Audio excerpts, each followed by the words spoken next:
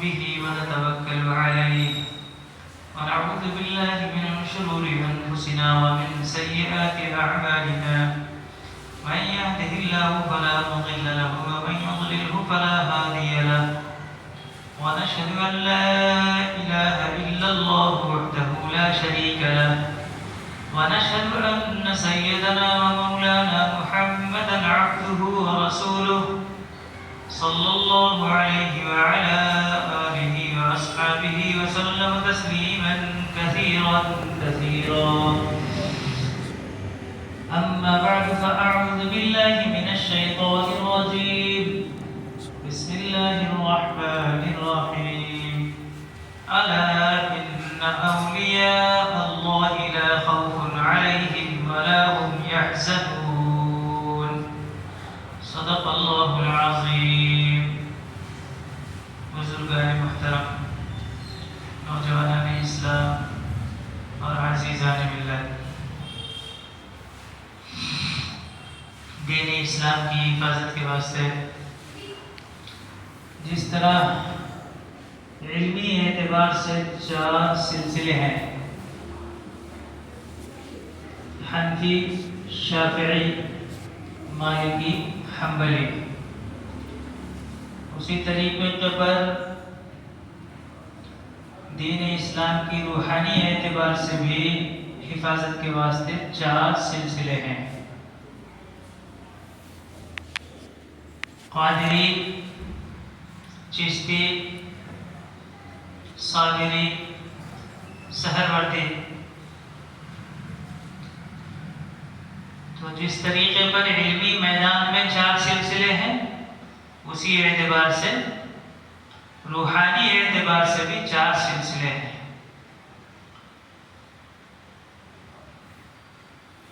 جس میں سے ہندوستان میں سب سے زیادہ چشتی سلسلے کی تعداد سب سے زیادہ دکھائی پڑتی ہے.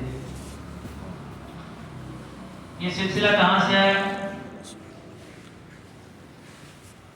ملک شام میں ایک بزرگ پیدا ہوئے ہیں، ان کا نام تھا ابو اسحاق شامی، کہ جن کی پیدائش ملک شام ہے اور تعلیم و تربیت کے اعتبار سے انہوں نے چشت میں ساری تربیت حاصل کی ہے، جو وہاں سے دوسرا شہر ہے، بلکہ یہ کو پہاڑ کا درمیانی ایک حصہ ہے، اسی حصے کا نام چشت ہے. اسی جگہ پر انہوں نے علمی اعتبار سے ساری چیزیں طے کی ہیں. بعد میں ان کو روحانی تربیت کا جب خیال آیا تو انہوں نے باقاعدہ اس کے لیے 40 روز تک استخارہ کیا. 40 روز تک استخارہ کرنے کے بعد ان کو سمجھ میں آیا کہ ایک بزرگ ہیں کہ جن کا نام ہے ممشاد علوی نیاروی، ان سے جا کر روحانی تربیت حاصل کرنی چاہیے. چنانچہ ان کی خدمت میں حاضر ہوئے تو حاضر ہونے کے بعد انہوں نے پوچھا کون ہو، کہاں سے آئے ہو؟ تو انہوں نے بتایا میرا نام ابو اسحاق ہے، میں ملک شام میں پیدا ہوں، وہاں سے آپ کی خدمت میں اصلاح نفس کی غرض سے آپ کی خدمت میں آیا کہ میرے نفس کی اصلاح ہو جائے. حضرت نے فرمایا کہ اچھا ٹھیک ہے، بیعت کر لیا. ممشاد علوی نیاروی نے ان کو بیعت کر لیا، اور بیعت کرنے کے بعد اس کے بعد فرمایا کہ اب آج سے تمہارا نام ابو اسحاق شامی نہیں بلکہ ابو اسحاق چشتی رہے گا. تو گیا یہ چشتی لقب ان کے استاد ممشاد علوی کا دیا ہوا ہے. وہیں سے یہ ابو اسحاق شامی سے ابو اسحاق چشتی بن گئے. یہ چشتی سلسلے کی بنیاد ہے. پھر اس کے بعد ان کا انتقال ہوا تو انہوں نے ایک صاحب کو اپنا خلیفہ بنایا. پھر اس کے بعد ان کا انتقال ہوا تو انہوں نے ایک صاحب کو خلیفہ بنایا. تو عرب کے خطے میں چشتیت جو چلی ہے بغداد کے علاقے میں، ایران کے علاقے میں، اس علاقے میں جو چلی ہے وہ تو ابو اسحاق شامی یعنی ابو اسحاق چشتی کے ذریعے سے چلی ہے. افغانستان کے ایریے میں جو چشتیت آئی ہے وہ خواجہ مودود چشتی کے ذریعے سے آئی ہے.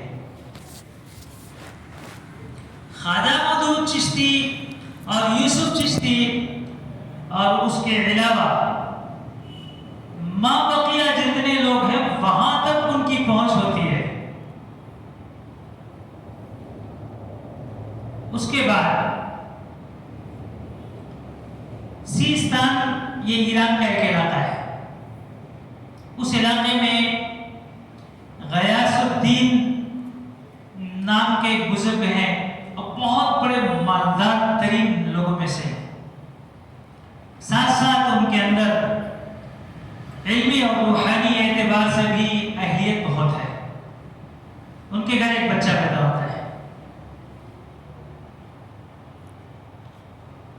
وہ بچہ ابھی آنکھ اپنے گھر میں کھولے ہوئے 1 سال بھی نہیں گزرتا کہ چاروں طرف خلفشار، انتشار، مار دھاڑ. ان کے والد مجبور ہو کر وہاں سے سیستان سے خراسان کو ٹرانسفر ہو گئے. وہ بچہ جو گود میں 1 سال کا ابھی ہے اسی بچے کو خواجہ معین الدین چشتی اجمیری کہا جاتا ہے. یہی بچہ ہے غیاث الدین جن کے والد ہیں، جن کو خواجہ خواجگان بھی کہتے ہیں، سلطان الہند بھی کہتے ہیں. بہت سے القاب سے ان کو نوازا جاتا ہے. یہ بچہ ابھی 14 سال کی عمر کو بھی نہیں پہنچتا کہ اس کے والد کا انتقال ہو جاتا ہے. بڑا غمگین تھے خواجہ معین الدین چشتی اجمیری. اس غم کو دیکھ کر ان کی والدہ نے کہا بیٹا اس طریقے پر اگر تم غمگین رہو گے تو دین اسلام کا کام کس طرح کر سکو گے؟ ابھی تمہارے اوپر تو بہت سی ذمہ داریاں ہیں، بڑے مجاہدات سے گزرنا ہے تم کو. اس لیے تم ابھی سے مایوسی کی زندگی گزارو گے، تمہارے پاس حوصلہ نہ رہے گا تو آگے تم کام کیسے کر سکو گے؟ مشکل ہو جائے گا. یہ بولنے کی دیر ہے 1 سال بھی نہیں گزرتا والدہ ماجدہ کا بھی انتقال ہو جاتا ہے. اب زیادہ سے زیادہ عمر کتنی ہے؟ 15 ہے. 15 سال کی عمر نوجوان بچے کو اپنے ماں باپ کے سہارے کی کتنی ضرورت ہوتی ہے وہ وہی بچہ سمجھ سکتا ہے جو یتیمی کے دور سے گزر چکا ہو یا گزر رہا ہو. وہ سمجھے گا کہ یہی اس کے پروان چڑھنے کا دور ہے اور نہ باپ ہے نہ ماں ہے کوئی. بالآخر اس بچے نے سمجھ لیا کہ اب مجھ کو مجاہدات کی زندگی سے گزرنا پڑے گا. وراثت میں ایک چکی ہے، ایک باغ ہے. باغ میں خود اپنے ہاتھوں سے پانی، جھاڑوں کو سیراب کرنا، پھل کی نگہداشت کرنا، ناگر چلانا، سب اکیلے سے ملے. خواجہ معین الدین چشتی اجمیری. ابھی تھوڑے ہی دن گزرے تھے کہ اسی باغ میں ایک اولیاء اللہ میں سے ایک ولی ابراہیم قندوزی یہ نام لکھا ہوا ہے، ان کا گزر ہوا. جب اس باغ میں پہنچے تو اس بچے نے دوڑ کر لپک کر ان کا استقبال کیا اور لا کر اپنے باغ میں بیٹھایا اور انگور کا خوشہ ان کے سامنے پیش کیا. تو خواہش کا بہت زیادہ اظہار دیکھ کر ابراہیم قندوزی نے شاید بعضوں نے لکھا نہیں، بعضوں نے لکھا نہیں، تھوڑا سا 1 یا 2 انگور اس میں سے کھائے. اور فرمایا بیٹے یہ آپ کی طرف سے ضیافت ہے. اور پھر اس کے بعد سمجھایا معین الدین یہ دنیا بہت زمانے تک رہنے والی نہیں ہے، یہ باغ یہ بہار تھوڑے دن میں ختم ہو جانے والی ہے، اس پہ کیا بھروسہ کر کے بیٹھے ہو تم؟ اور اپنے جیب میں سے ادھر ڈھونڈ رہے ہیں ادھر ڈھونڈ رہے ہیں. خواجہ صاحب بار بار دیکھ رہے تھے کیا ڈھونڈ رہے ہیں. یہ بڑی مشکل کے بعد سوکھی روٹی کا ایک ٹکڑا ملا اور خواجہ صاحب سے کہا کہ آپ اپنا منہ کھولو اور منہ میں ڈال دیا اور کہا اس کو کھاؤ، اور بول کر وہاں سے چلے گئے. بڑی مشکل سے خواجہ معین الدین چشتی اجمیری نے اس روٹی کے ٹکڑے کو کھایا اور جاتے جاتے انہوں نے کہا وہ تمہاری طرف سے ضیافت تھی، یہ میری طرف سے مہمانداری ہے، کہہ کے چلے. خواجہ صاحب فرماتے ہیں کہ جیسے ہی میں نے اس روٹی کے سوکھے ٹکڑے کو کھایا میری دل کی دنیا ایسی بدلی کہ اس دنیا سے میرا دل ہی اجاڑ کر گیا اور میں نے اپنے باپ کے اور چکی کو دونوں کو بیچنے کا فیصلہ کر لیا. رشتے دار لوگ جمع ہوئے، کہنے لگے بچے کا اسکرو کچھ ڈھیلا ہو گیا ہے، دیوانہ ہو گیا، پاگل ہو گیا ہے. اور حیرت کی انتہا اس وقت نہ رہی کہ جب خواجہ صاحب نے ان ساری رقومات کو جو پیسے اس باغ سے چکی سے حاصل ہوئے کھڑے کھڑے فقراء میں تقسیم کر دیا. کچھ نہ رہا، سب ختم.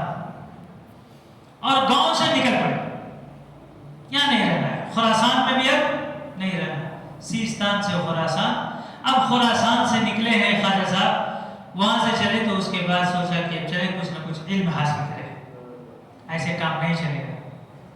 بے علم کا انسان کتنا بڑا ولی بھی ہو جائے وہ شیطان کا آلائکار بننے میں دیر نہیں لگتی. کب شیطان پھنسا دے گا معلوم نہیں.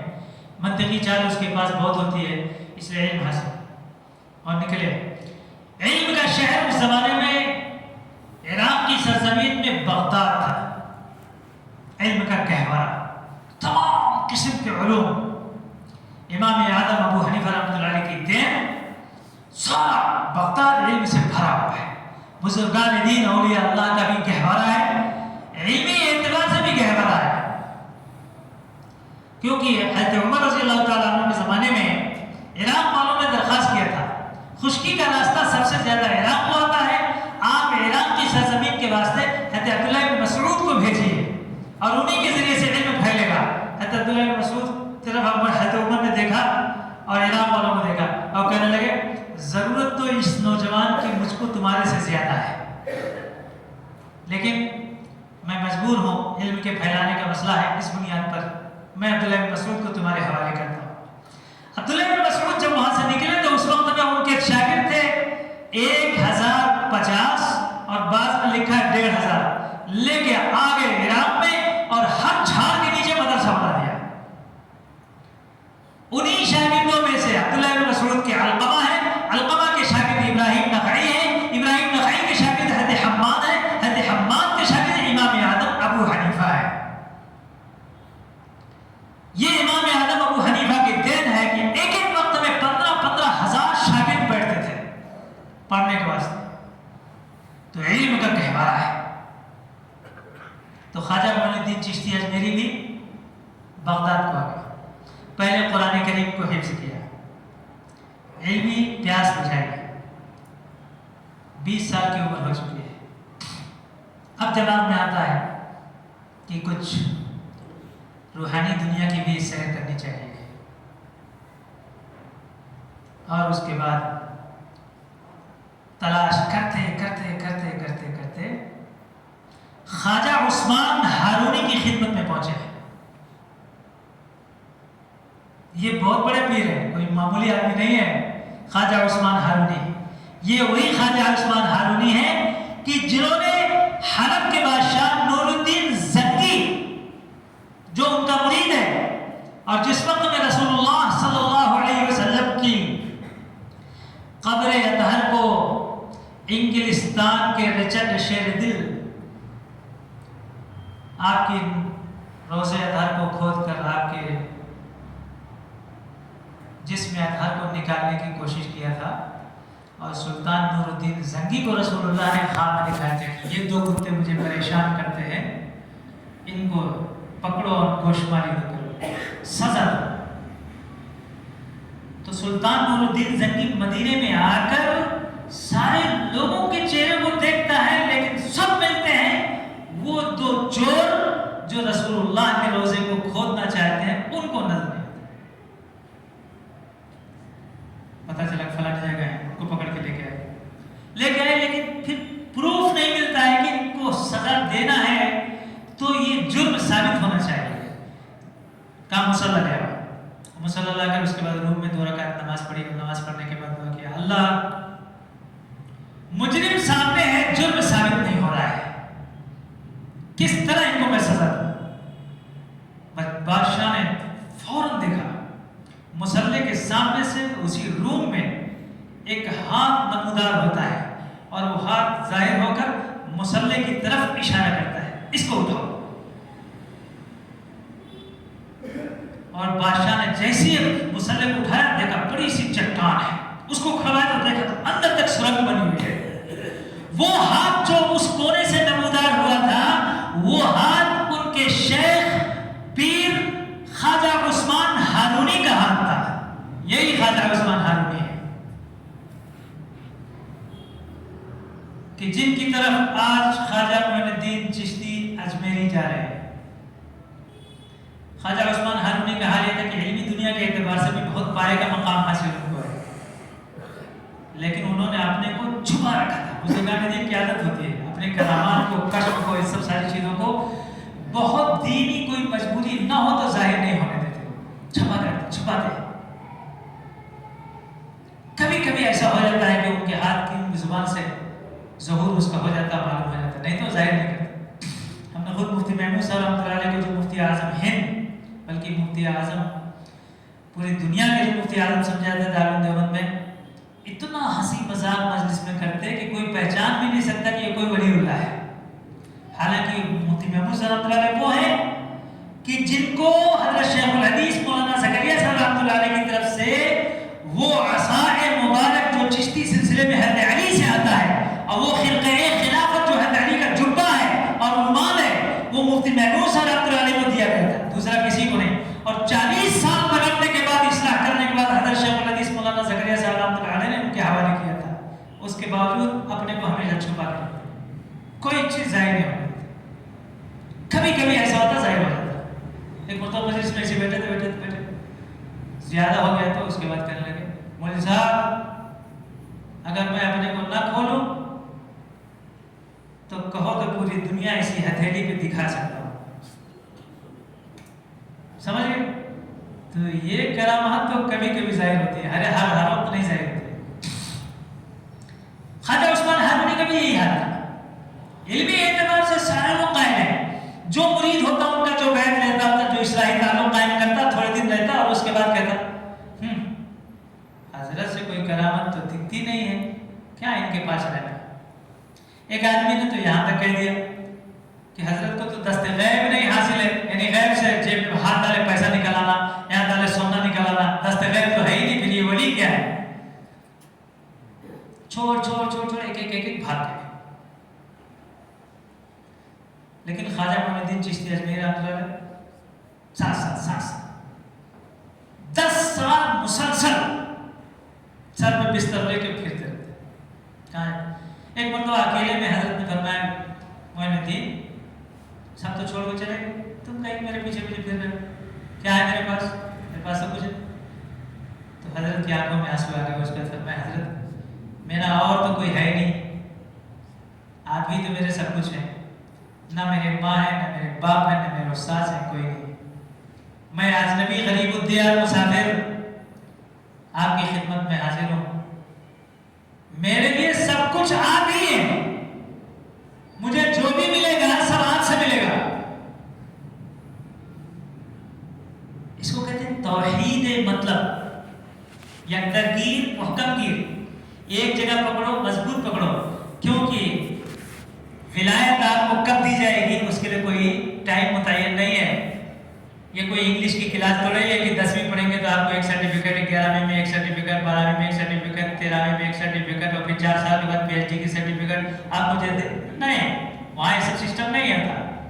وہاں اولیاء اللہ میں سے ولی کی نظر عنایت کب ہوگی کچھ معلوم نہیں. جس دن ان کی نظر عنایت ہوگی اسی دن اللہ کی طرف سے باغ و بہار ساروں کی بارش آپ کے اوپر ہو جائے گی. وہاں سسٹم یہ ہوتا ہے. 1 منٹ میں بھی ہو سکتا ہے, 1 سال میں بھی ہو سکتا ہے, 10 سال میں بھی ہو سکتا ہے, 20 سال میں بھی ہو سکتا ہے. جلدی نہیں کرنا چاہیے, اس لیے کہ جلد باز کی دعا جلدی قبول نہیں ہوتی. ہاں ہمارے بھی سب لوگ پوچھتے رہتے ہیں یار ابھی ہوا نہیں نا. اچھا ٹھیک ہے ٹھیک ہے ٹھیک ہے, سمجھ رہا ہوں میں. تو میں بولتا دیکھو ابراہیم علیہ السلام کی دعا 60 سال میں, زکریا علیہ السلام کی 70 سال میں, موسیٰ علیہ السلام کی 40 سال میں قبول ہوئی تھی. اب تمہاری کتنے دن میں قبول ہوگی, تم انتظار کر لو بھائی. اس امت محمدیہ کے کم سے کم 40 دن تو گزرنا چاہیے تب نہ دعا قبول ہوگی.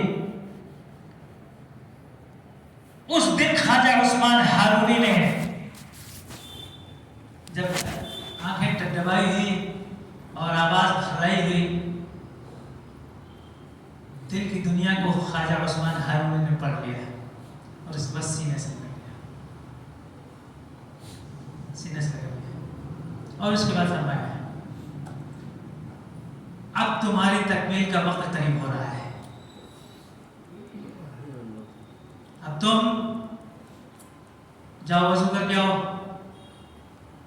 2 رکعت نماز پڑھو, 1000 مرتبہ سورہ اخلاص پڑھو. سورہ اخلاص پڑھنے کے بعد فرمایا آؤ سینے سے لگا آسمان کی طرف دیکھو کیا نظر آ رہا ہے. فرمایا حضرت عرش تک نظر آ رہا ہے. سمجھ گئے؟ پھر فرمایا 1000 مرتبہ سورہ اخلاص اور پڑھو اور آج کی رات مجاہدات میں گزارو, کل پھر ملاقات ہوگی. اور اس کے بعد پھر فرمایا زمین کی طرف دیکھو کیا نظر آتا ہے. فرمایا تحت الثری تک نظر آتا ہے, کوئی چیز نہیں ہے. فرمایا اور 1000 مرتبہ سورہ اخلاص پڑھو اور پڑھنے کے بعد اس کے بعد فرمایا پھر اوپر دیکھو. فرمایا پردہ حجاب تک ساری چیزیں مجھ کو نظر آتی ہیں, خدا وحدہ لا شریک تک میں پہنچ چکا ہوں. فرمایا ہاں اب تک نہیں ہوئی. اور ہاتھ اٹھا کے دعا فرمایا اللہ میں نے یہاں تک پہنچا دیا ہے, میں معین الدین سے راضی ہوں, تو بھی راضی ہو جا, اس کو قبولیت سے ہم کنار کرتے ہیں. اب جا کے دعا ہوئی 10 سال کے بعد. سمجھ گئے؟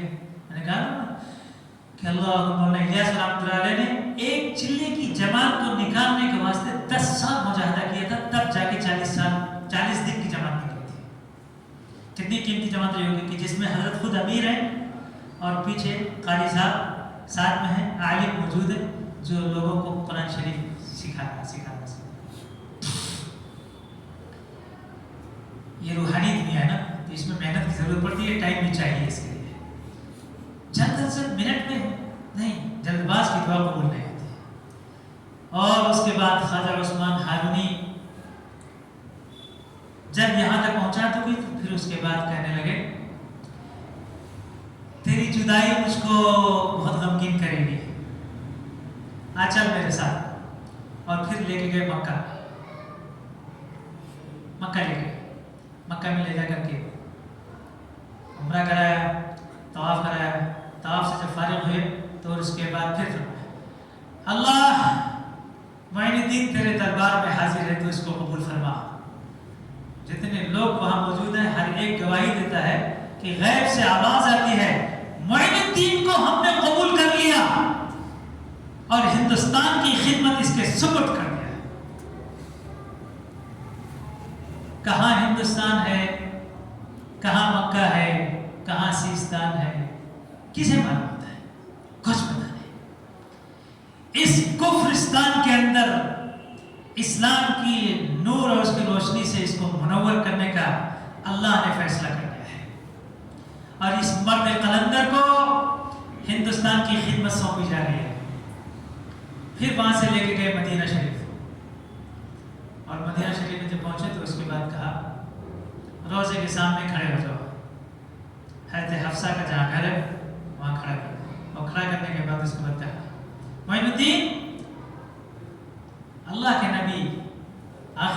تاجدار مدینہ جناب محمد رسول اللہ صلی اللہ علیہ وسلم کے تم دربار میں ان کو سلام پیش کرو۔ خواجہ معین الدین چشتی اجمیری رحمۃ اللہ علیہ نے اسی وقت میں فوراً السلام علیکہ یا سید الانبیاء صلی اللہ علیہ وسلم، اے نبیوں کے سردار، آپ پر میں سلام پیش کرنا چاہتا ہوں۔ اللہ کے حبیب صلی اللہ علیہ وسلم کی فوراً قبر اطہر سے روز اطہر سے آواز آئی وعلیکم السلام یا ولدی، اور اس کے بعد پھر وہی خوشخبری سنائی گئی۔ معین الدین، ہندوستان کی خدمت تمہارے حوالے کی جاتی ہے۔ سمجھ میں نہیں آ رہا کیا خدمت کرنا ہے، کہاں ہندوستان ہے، کیسے جانا ہے، کدھر جانا ہے، کچھ سمجھ میں نہیں آ رہا۔ وہاں پہنچنا ہے۔ خواجہ صاحب پریشان آ گئے، خواب میں اللہ کے حبیب صلی اللہ علیہ وسلم تشریف لائے اور پورا ہندوستان کا نقشہ سامنے رکھ دیا۔ ایسے ایسے یہ راستہ ہے، اس راستے سے آپ ایسے ایسے ایسے ایسے سے جانا ہے۔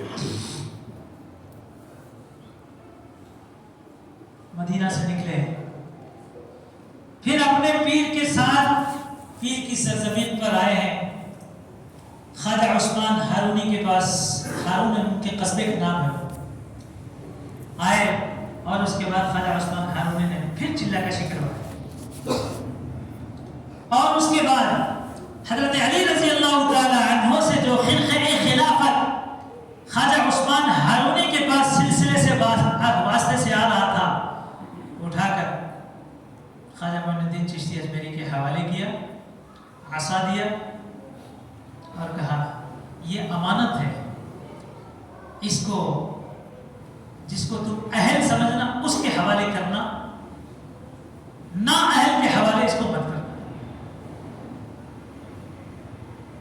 خواجہ معین الدین چشتی اجمیری رحمۃ اللہ علیہ وہاں سے نکلے ہیں، سمرقند شیخ ابو اللیث سمرقندی کے مزار پر، بخارا، ہرات، افغانستان ہوتے ہوئے آ رہے ہیں۔ ایک ایک جگہ قیام حضرت کا ہوتا ہے۔ راستے میں ایک جگہ قیام ہوتا ہے، بہت بڑے اللہ والے ہیں، وہاں ایک نوجوان ہے، وہ نوجوان حضرت کے پیچھے لگے، سب کو چھوڑ چھاڑ خواجہ معین الدین چشتی سے حضرت پوچھا تم میرے ساتھ کیوں آ رہے؟ کہا نہیں حضرت، میری تو دنیا اور آخرت آپ ہی ہے۔ کہا میں تو خود مرید بن کر ابھی تو ارادت اور عقیدت میں چل رہا ہوں، اور سارے بزرگان دین کے یہاں سب کے یہاں چلہ کشی کرتے ہوئے گزر رہا ہوں، تو میرے ساتھ کیا کرے؟ کہ لگا نہیں، میں تو آپ ہی کے ساتھ رہوں گا، اب آپ کا ساتھ میں نہیں چھوڑوں گا۔ بعد میں حضرت کا جو جانشین بنایا گیا اور حضرت کے خلیفہ بنے،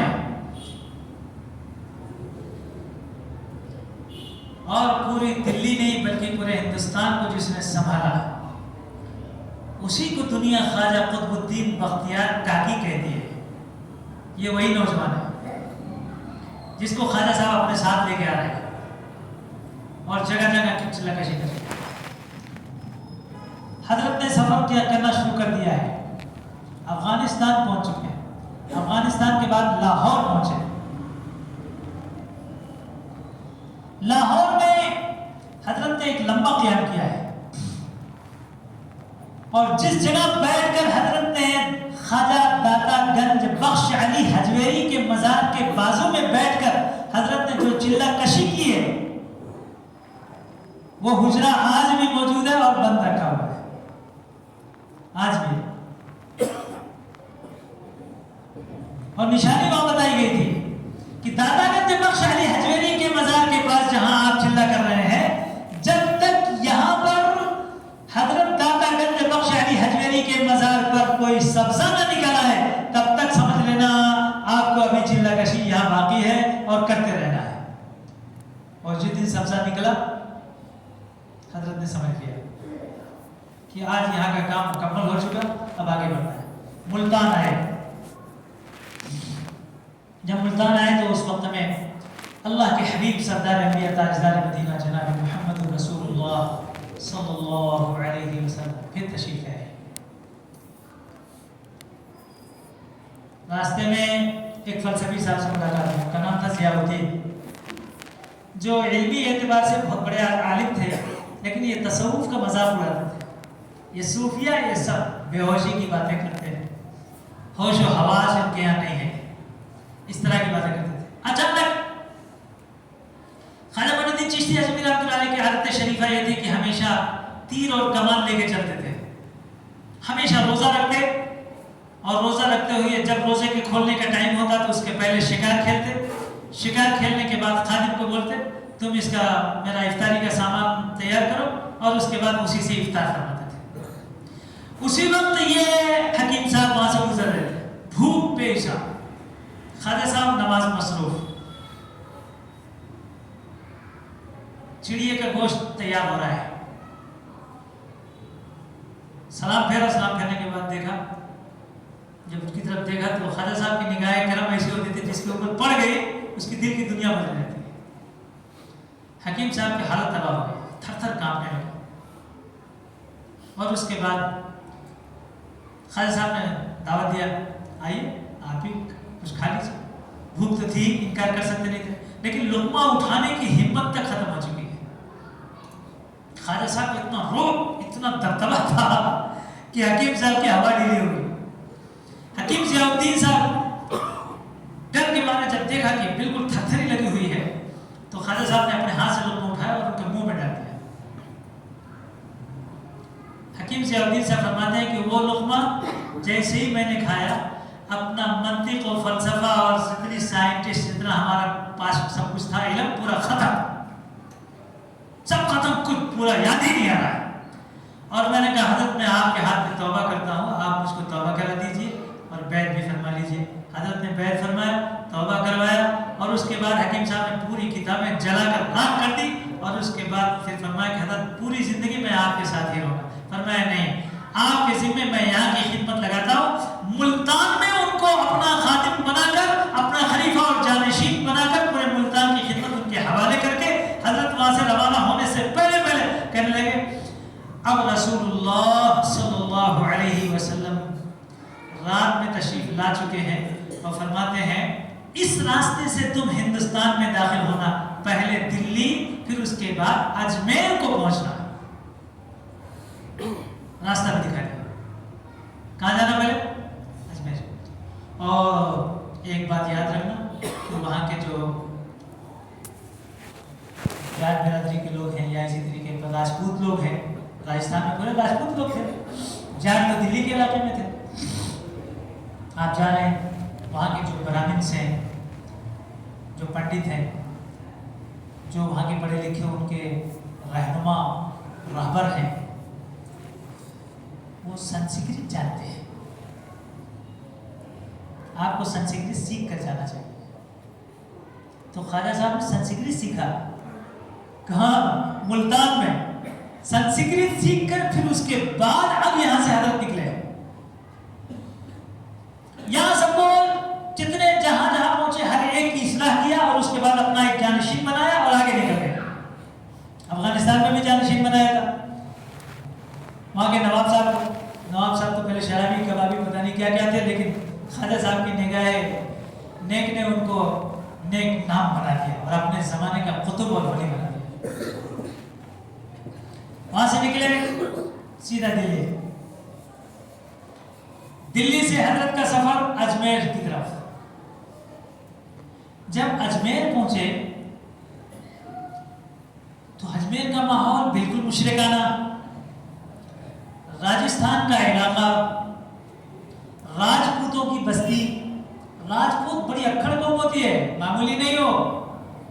لڑنے پھرنے کی عادی، اپنے سامنے کسی کو کچھ نہ سمجھنا، مغرورانہ انداز. لڑنے پھرنے پہ آئے تو ان کی عورتیں بھی ان کے سامنے آگ میں کود جاتی تھی اور کہتی تھی کہیں ایسا نہ ہو کہ ہماری محبت میں تم جنگ اور لڑائی چھوڑ کر واپس آ جاؤ اور ہندوستان کے راجپوتوں کی کہیں شکست نہ ہو جائے.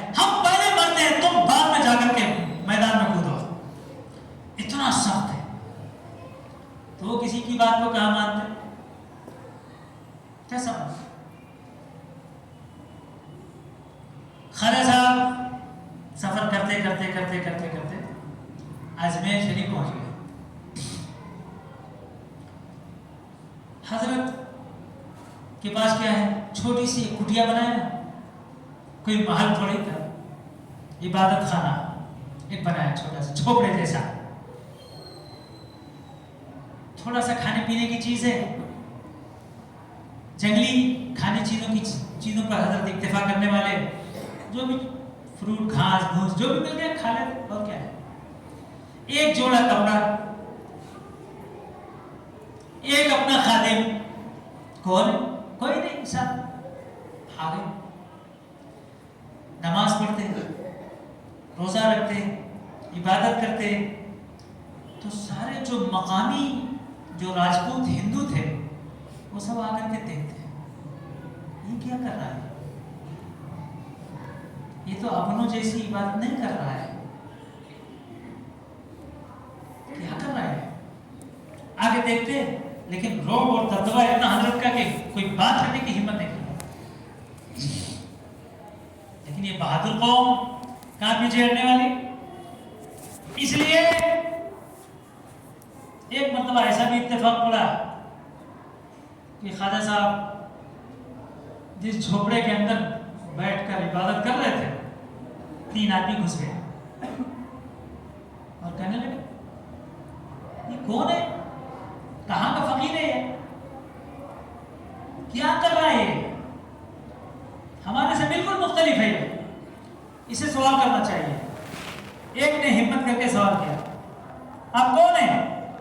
मैं फकीर हूं, अल्लाह का बंदा हूं, अल्लाह का दिया हुआ रिस्क खाता हूं, अल्लाह की इबादत करता हूं। तो दूसरा था, एकदम चिड़चिड़ापन था उसके अंदर, उसने कहा, अल्लाह कौन है, हम लोग तो अल्लाह को नहीं जानते, हम तो उनको जानते हैं जो हमारे सामने है। हम तो बुद्ध की इबादत और उसकी परस्ती, उसकी पूजा को अपने लिए फख्र का सामान समझते हैं। हमारे सामने इस सब नाम नहीं लेना। अगर यहां तुमको रहना है तो ये जो अल्लाह का नाम तुमने लिया है, अल्लाह का नाम नहीं लेना। अल्लाह का नाम लेने पर पाबंदी की ये पहली आज साजिश ख्वाजा साहब के सामने आई।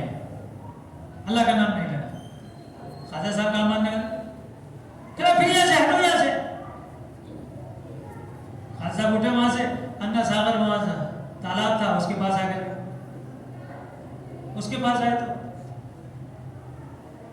थोड़ी देर के बाद कुछ लोग आ गए, कहने लगे, ए फकीर उठ यहां से, उठा, यहां तो बादशाह सलामत के ऊंट बैठते हैं, उनके बैठने की जगह है, इसलिए यहां भी नहीं बैठना।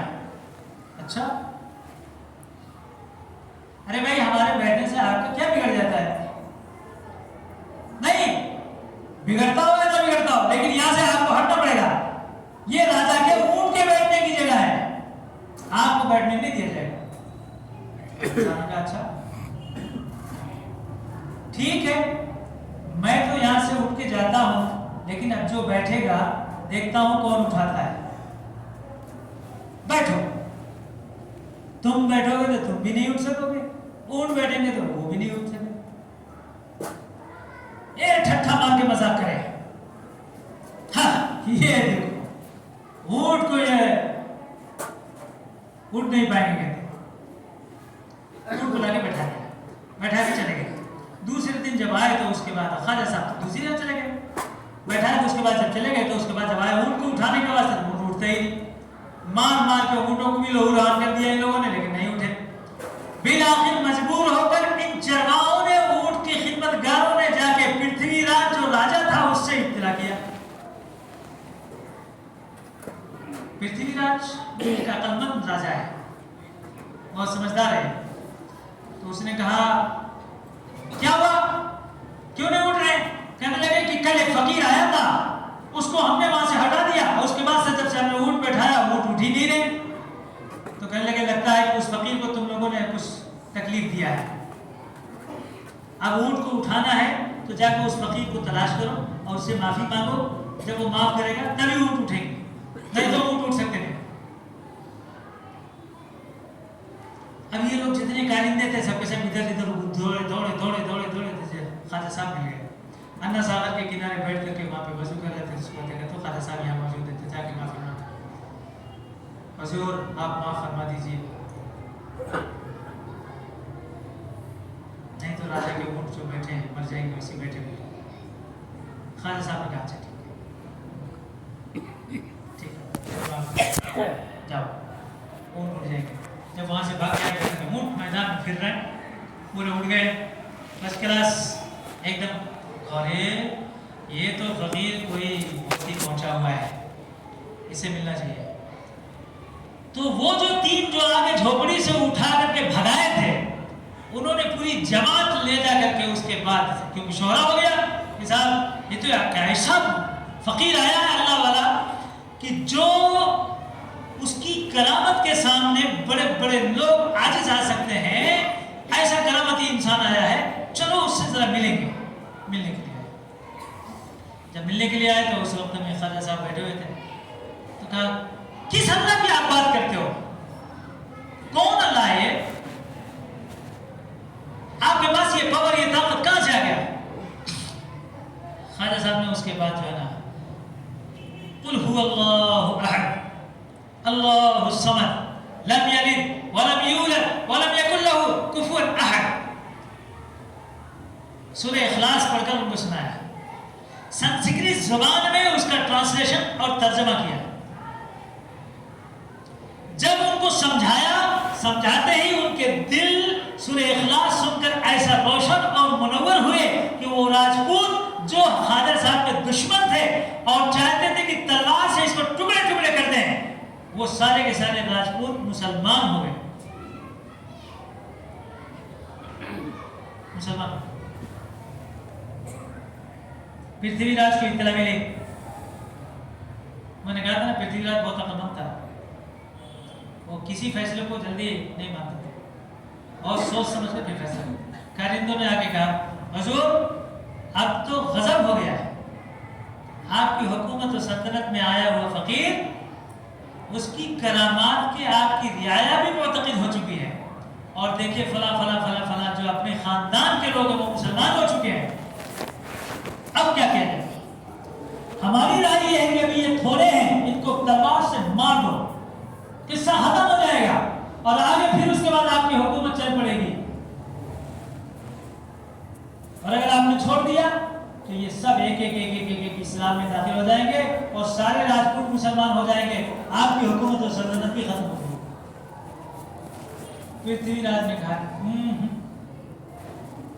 इनको मारा नहीं जा सकता, ये राजपूत हैं, एक को भी अगर मैंने मार दिया तो उसका पूरा खानदान मिलकर मेरे से बदला लेगा। मालूम क्या, ये राजपूत लोग हैं, एक का बदला पूरे खानदान से लेते हैं, इसलिए इनको मारा नहीं जा सकता। अलबत्ता ख्वाजा साहब के बारे में वो वाक़अतन कोई साहिब करामत फकीर और बुजुर्ग है या वली है या जादूगर है, उसको अपने जादूगरों से मुकाबला कराकर देख लेना चाहिए, ताकि अगर सच हो तो सच जाहिर हो जाए, और अगर कोई करामती तौर पर ये कोई मुसलमान वली फकीर नहीं है तो उससे आप मुकाबला करेंगे, दूसरे से मुकाबला करने की क्या जरूरत है। चुनांचे बाकायदा उसके वास्ते पृथ्वीराज ने अपने जितने भी उस जमाने के जोगी फकीर जादूगर इस तरह के लोग थे, एक एक एक एक से मशवरा लेकर ख्वाजा साहब से मुकाबले के वास्ते तैयारी करना शुरू कर दिया कि अब ख्वाजा साहब से जादू और फकीर की फकीराना और उनकी करामत दोनों का मुकाबला करके देखना चाहिए कि इसमें से कौन गालिब आता है, उसी से मालूम हो जाएगा कि ये जादू है या कुछ और है। तफसीलात इंशाअल्लाह आइंदा जो है।